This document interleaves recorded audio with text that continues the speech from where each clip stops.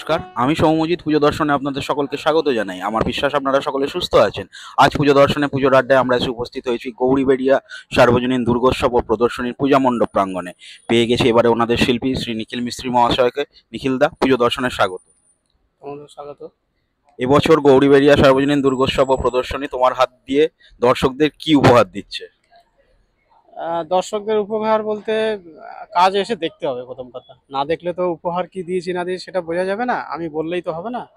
কাজের দেখার পরে মানে আপনার দর্শকরা যা বলবেন সেটাই হবে আমার কাছে, কলকাতাবাসীর কাছে উপহার। প্রতিমাটা ইতিমধ্যে খুব ভাইরাল হয়েছে, সেই ব্যাপারে যদি একটু কিছু বলে।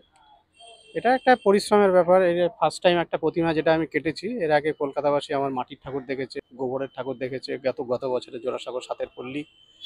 তো এবার সেটা থেকে বেরিয়ে একটু নতুন কিছু করার চেষ্টা করেছি। ফার্স্ট টাইম কোনো প্র্যাকটিস ছাড়া একটা ঠাকুর কেটেছি। তো এটা অবশ্যই একটা চমক আছে এটার মধ্যে। চারপাশে দেখছি অনেক ইটের ব্যবহার, এই ইট দিয়েই কি পুরো মণ্ডপটা সেজে ওঠে? মণ্ডপটাই ইট দিয়ে তৈরি। এই ইটগুলো স্পেশাল ভাবে কাস্টম করা হয়েছে।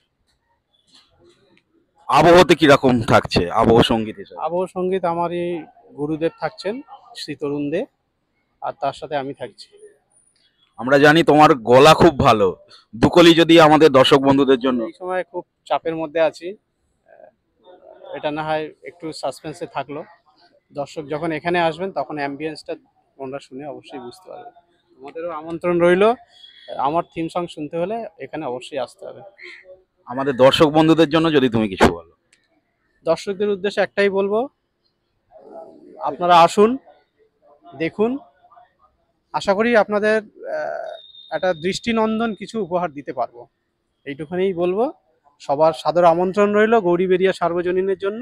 অবশ্যই আসবেন, ভালো থাকবেন, পুজো ভালোভাবে কাটান, এটাই আশা করব মায়ের কাছে।